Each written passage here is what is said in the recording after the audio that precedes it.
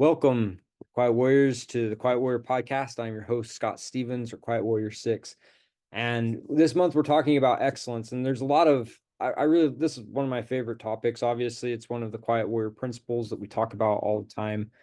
I post things over the last few months, over the last month, have all been about excellence, about living with excellence and doing our best. And what we mean by excellence is, again, like, yeah, doing our best in the things that matter most. And sometimes that gets like we do our best, and sometimes we're maybe not doing our best in the things that actually do matter the most. I know, like, in my life, my work is really important to me and doing really good work, but you know sometimes doing that work takes a toll on my family. And what's more important is, like, why do I even work? Is I work to support my family and not the other way around. I don't have a family to support my work. And and so sometimes just, balancing those responsibilities and balancing those values of, like, what's important and what's not.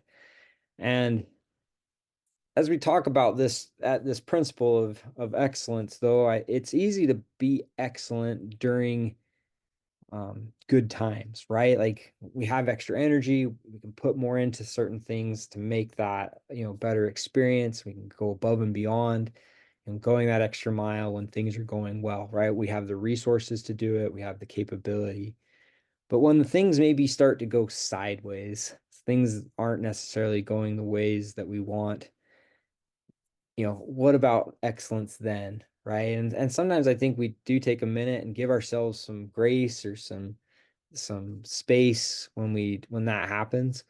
And probably rightly so, right? Like, we're not always going to be at our best, but I think it's still important to strive for that excellence, especially during these times, because that's when it's really going to matter.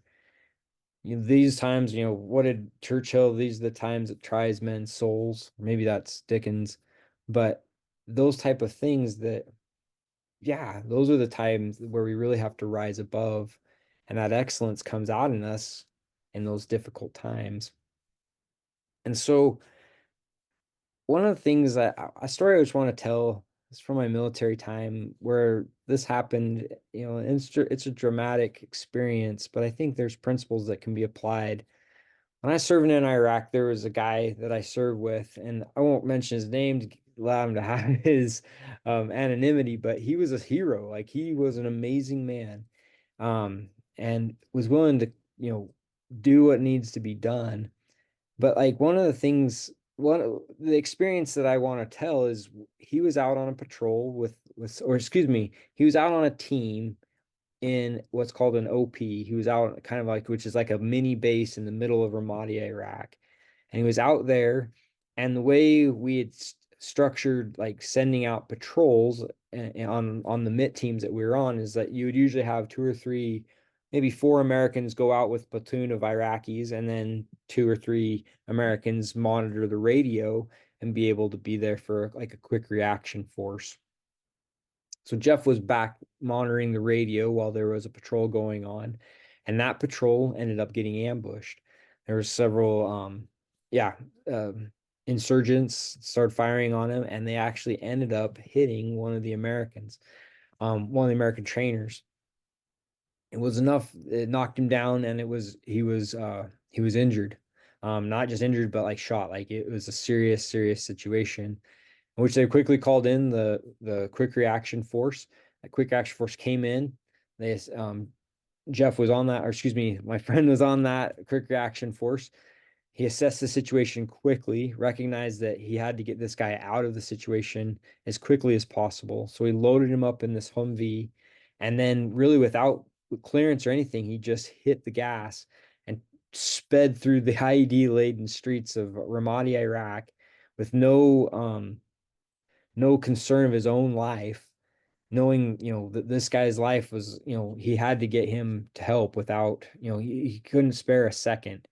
And he got there and unloaded this guy. They got him, emergency surgery. And long story short is, he survived. He survived because of this other soldier's quick thinking But I think this is also that time where we're talking about excellence in the face of adversity. Probably nothing greater in adversity, at least in this modern life, than being shot at in the middle of a desert and being ambushed. But what ended up happening is Jeff didn't just patch him up, right? He didn't just stop at these certain situations or think, oh man, the IED laden, I could get blown up. No, he pressed forward, even putting his own self at danger because he knew that he couldn't spare those seconds. He had to get this done. And that was who he was as a person. That this other soldier's life was in his hands and he wasn't going to let him down. And that again is dramatic, but that's really what it means to be excellent. And like I knew this man. I served with him. I wasn't actually there with him when that experience happened, but I talked with him about that, and he and I served together on a MIT team. A few months later, in fact, that's one of the reasons why I was on that MIT team was to replace the guy that got shot. But this is the kind of man that we as quiet warriors are, is that we take that next step and we really strive to do what's right. And we don't always wait for clearance, if you will. We do what's right when it's time to do what's right. And that's what excellence demands of us. Quiet Warriors, thank you for being part of this. Thank you for listening to this podcast. And I hope you guys have a great week and tune in next week when we drop the next episode. Have a good day, guys. Talk to you later. Bye bye.